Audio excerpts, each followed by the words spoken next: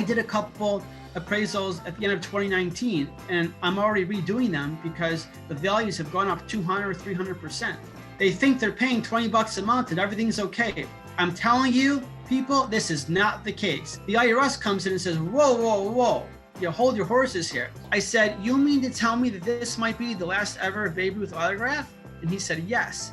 I think I had goosebumps. I was just completely, floored.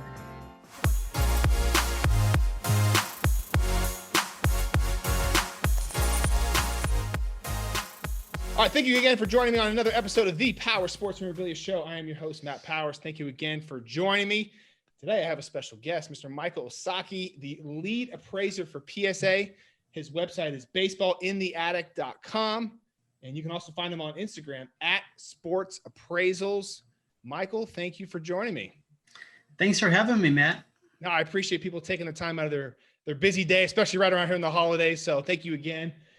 So talk about, you are the lead appraiser for PSA. What is that role and how did you get involved in that? Talk us through that.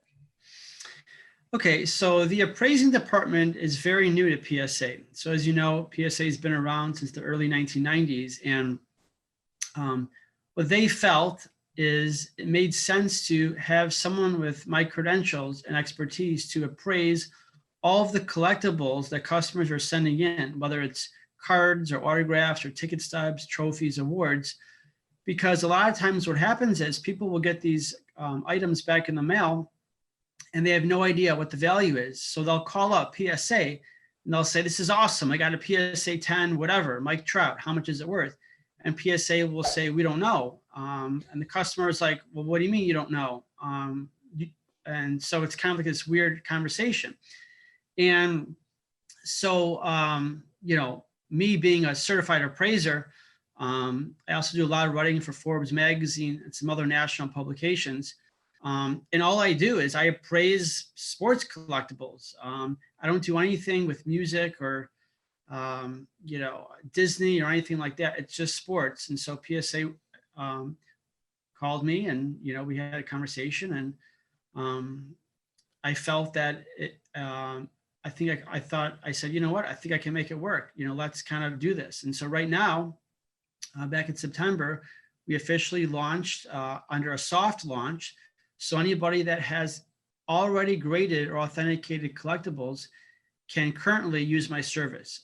Come end of January, early February, it's going to be a hard launch. So anything new that's coming in, when you go to the PSA website, you can click a box that says, yes, I also want this card or autograph appraised. And only after it's graded or authenticated, I will take a look at it and assign a value. Interesting. So you kind of brought up 2 points that I want to touch on quickly here. PSA was actually getting a lot of calls about getting stuff appraised, as far as the people getting these stuff back and they're not sure what it is and maybe they need it for insurance purposes. So that was a common question that PSA was getting, correct? Yeah, it's kind of interesting because we think of the people that submit to PSA as like active collectors or dealers and people that actually know what the value is. But there's plenty of retail customers that do not. And so not everything that PSA grades or authenticates is being sold immediately. A lot of times these are, tucked away in safes or vaults or are part of the estate planning. It kind of made sense. No, that's a fair point, because me being a dealer, I'm always thinking people are getting stuff authenticated so they can sell it right away. But I guess that is an actual fair point. People are probably not going to be selling this stuff, especially if they've got grandpa's collection that they just got appraised or appraised but authenticated, and now they need to know, hey, what is all this stuff worth? But you're talking about you being an appraiser. What are the credentials that I guess PSA determined that, hey, listen, you're the appraiser that we want to use? Walk through those kind of credentials and what makes you a qualified appraiser for these collections. Sure. So I am certified through an organization called ISA, International Society of Appraisers. And they certify not just sports appraisers like myself, but antique dinosaur bones and jewelry and art and coins and stamps. And this was an organization that invited me in several years ago after, seeing some of my appraisal reports and learning about me through different customers, clients. And so with PSA, yes, PSA obviously was interested in my credentials, but also, more importantly, the things I see, the clients that I have worked with and continue to work with, like I do a lot of donation appraisals to the Baseball Hall of Fame. And so I would say, Matt, it's a combination of my credentials and just, being in the industry. I got started in 1997. So I've been around the block, seen a lot of things. During the course of a year, I'm on the road 100 days out of the year. Of course, not this year because of COVID. Right. But every day I wake up, I see someone new, or I get calls and emails. I never know what each day is going to bring. So why should someone get their collection appraised? We talked about, grandma sending in grandpa's collection and they want to get it appraised because they want to know, maybe they have curiosity in what it's worth. What are some other reasons why someone should get their collection appraised? Okay, there's usually a couple different reasons. One, for insurance purposes. Someone keeps something at home, and God forbid if the house was broken into or if it was stolen, or damaged in a flood or fire, they need to know what the value is, so the insurance carrier can correctly issue a replacement or give them I guess kind of make them whole. Also, someone may want to donate something, and so to get a tax write-off, and that would be another reason why someone would call me and use my services. Estate planning, that's a big one. A huge one, especially this year, because of COVID, is divorce. People are spending too much time together, right? The wife and the husband. All of a sudden, last 20 years, both of them are travel or whatever. Now this year they're stuck together and they're getting divorced. And so they'll call me in and say, wow, we have this 6 or 7 figure collection that I have no idea what the value is. Jesus, you finally start hanging out with your spouse and you realize you hate them. I mean, that's terrible, man. So walk me through the process here of getting some of the appraised. And actually going back to that insurance, before we talk about that, the insurance point, my insurance guy, Dave, was talking about that. And he said, one of the biggest things that people make mistakes on is they don't itemize stuff on what they actually have, like having a list of stuff and then having the actual value listed next to that, having a paper copy, a digital copy too. That way, in case, like you said, your house gets broken into or it gets burned down or something like that, that you actually have some copies of that so you can bring that to the insurance carrier. That's a very important point. Let me spend a minute or two on this point here, because I think it's very worthwhile. There are a couple collectibles insurance companies out there that will insure sports. You'll see them at the National, Sports Collectors Convention every year, or you'll hear on some of these sports forums, and people are paying, $15-20 a month, something very cheap, to have their entire sports collection insured. Now, your point, Matt, is valid, because what happens is people think, oh my God, I paid $125 a year to insure my $500,000 collection. Well, what happens is when stuff hits the fan here, okay, you definitely need something to be itemized. And unfortunately, what people don't know is they think they're paying $20 a month and everything's okay. I'm telling you, people, this is not the case. I get called in all the time. There's always problems. So it might be worthwhile to get an appraisal and have everything itemized, okay? And my partnership with PSA, the letter from PSA can be used for insurance purposes. You submit it to your insurance carrier, okay? Too often, I see this all the time, people don't understand or think, they think they're correctly insured because they're spending $10 a month on insurance. Everything is grouped together. And what happens is when your basement floods, you call your insurance carrier and they're going to say, oh, well, that's too bad. We have a blanket policy of whatever you said. And you're telling me your PSA 10 Michael Jordan is worth $200,000. Well, how come you never, got that correctly appraised, years ago? Now, 2 years ago, that same card maybe was worth $30,000. Well, now it's worth $200,000. So again, you have to be on the up and up and understand the values and how they've changed. I always tell my clients, you need to have something reappraised every 4 to 5 years.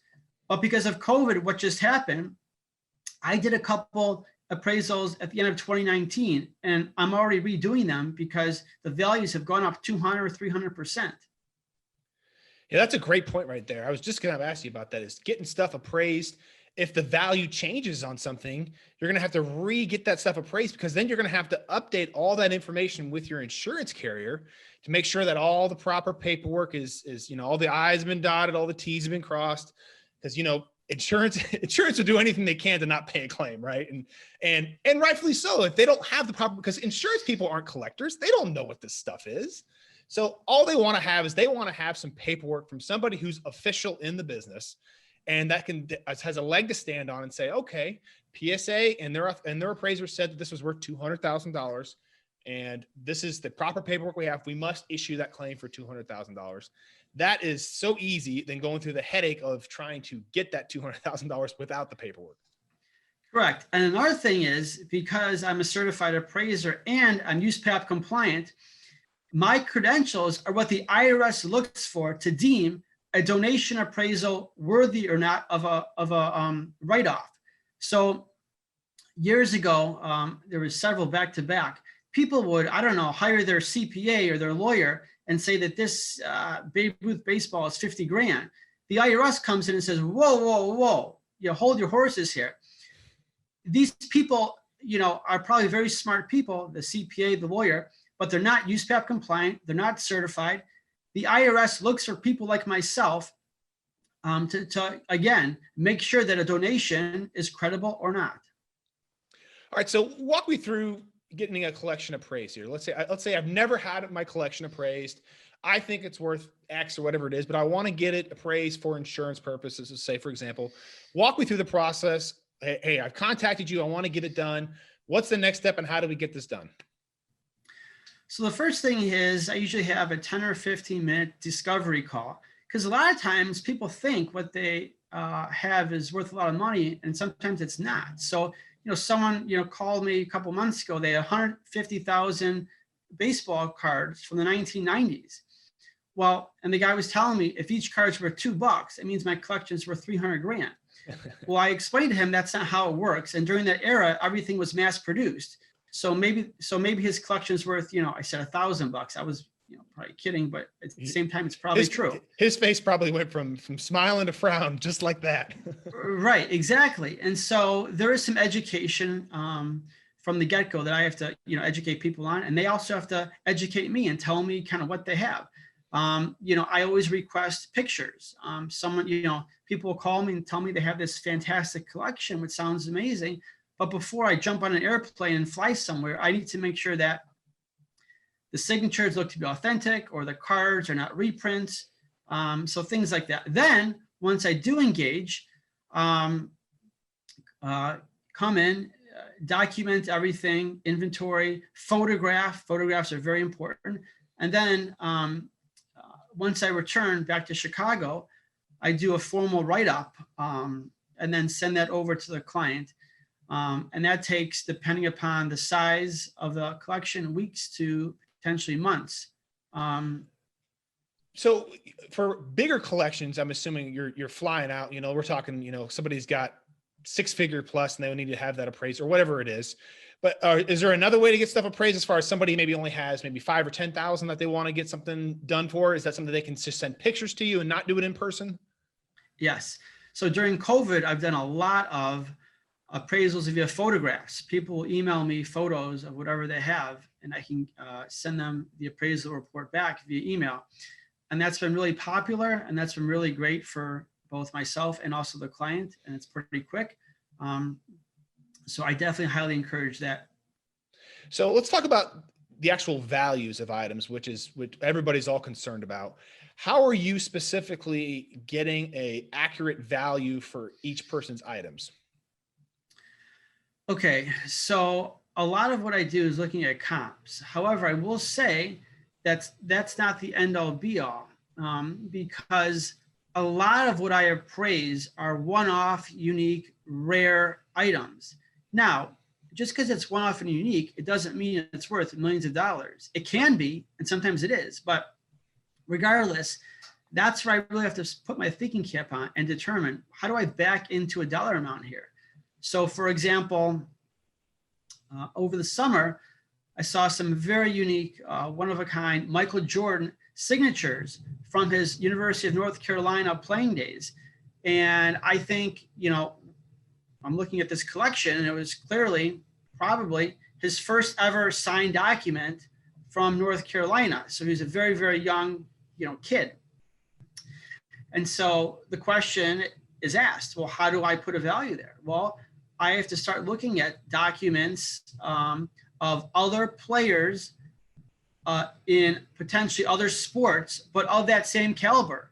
So like a Mickey Mantle, signed early check, when he was just a teenager, that's $30,000, $40,000. I start looking at, things like that. So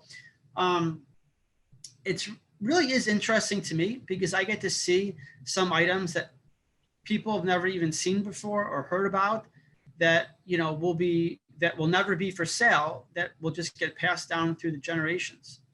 You bring up a great point there about these one-of-one stuff. And we see that a lot lately in the card industry. Everybody's making one-of-one stuff. It seems like everybody's pulling a one-of-one something.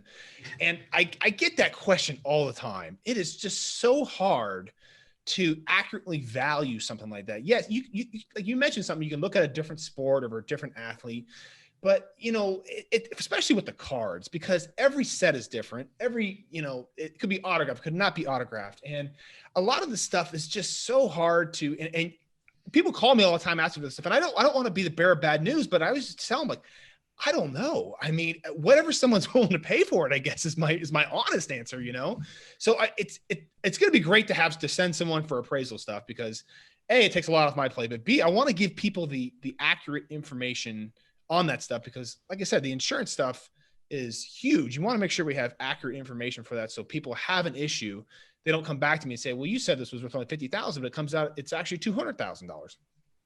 Yeah.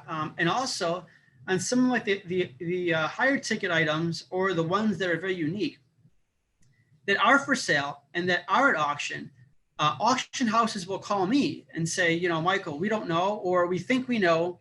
Can you kind of give us another, thought, on this item because we're kind of stuck or we don't know, or one guy says it's 250 grand. Another guy says it's 100 grand. Can you kind of right the ship here and kind of tell us where we should be here?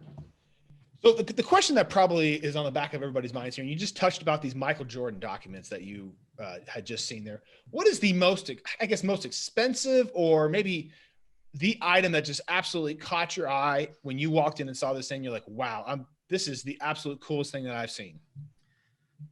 Well, I've seen, multi-million dollar collections, but your question is just one item. And so usually during the course of a year, I do several speaking engagements. And several years ago, after I spoke, a gentleman and his son brought me a signed Babe Ruth photo. And as you know, Matt, Babe Ruth signed a lot. He grew up in an orphanage, but his stuff is very valuable because the demand far exceeds supply. And so I told the gentleman it's about $4,000, maybe $5,000. And he said, oh, that's it? And I said, yeah, that's it. And he goes, but Michael, look at the bottom right-hand corner. There's a date there. Okay. So I look, and the date is August 16th, 1948. I'm like, oh my God, that's the day that Babe Ruth passed away. He died that day. Oh, wow. I said, you mean to tell me that this might be the last ever Babe Ruth autograph? And he said, yes. And I said, prove it to me. So he takes out his satchel and he's throwing all these papers on the table. I said, sir, I have a flight to catch, please, I'm trying to, figure out if this is good or not. He goes, Michael, just be patient here. And so long story short, Matt, this guy on his wife's side of the family was a priest. Well, that priest was Babe Ruth's priest at the hospital. He was in the hospital for a couple months. And there was documentation over many years going back and forth between Babe and the priest, talking about food, illnesses, what have you. And so I think what happened was, on the day that Babe Ruth died, August 16th, 1948, he knew that this might be the last day. He called in his priest. They had their final goodbyes. and he signed this photo for this family. That's absolutely incredible. You know who Darren Ravel is, and Yeah. Darren and I talked about this on the show.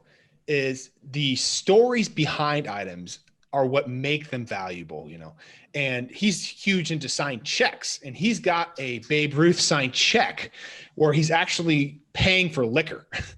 And he talks about that. I think with inflation, it was $11,000. I mean, just absolutely incredible amount of money. But I think that is what must make your job so cool, is the amount of different collections you get to see, but then you get to talk to the owner and see the history behind it. And of course that's going to maybe change the evaluation that you're going to be given on this item. I love the stories. I love history. The thing is, I have to understand that stories don't make the value of an item, meaning I cannot be influenced because someone has this grandiose story. Stories that you can prove, Yeah, correct. Yeah. And this one he could, and I could. Right. And so that was remarkable. I think I had goosebumps. I was just completely, floored. But that kind of goes back to what I was saying earlier. On a given day, I never know what I'm going to see. I was just thinking, I'm sure all the collectors out there are sitting there thinking right now, I wonder if he asked Babe Ruth to write last autograph on this thing or something like that. Inscriptions weren't big back then. They personalized a lot of stuff there, but I know every weird collector out there is thinking right now, man, that would have been great, in a weird way. But Michael, man, I appreciate you coming on. Lots of really good information. I know people are going to get a lot of information, a lot of value out of this. Again, you can find Michael's website at baseballintheattic.com. I love that website, by the way. That is just so perfect with what you do there. And then you can also follow him on Instagram at Sports Appraisals. Michael, thank you again for coming on. I always appreciate it. Thanks, Matt. It was fun. Happy New Year. Yes, likewise, man.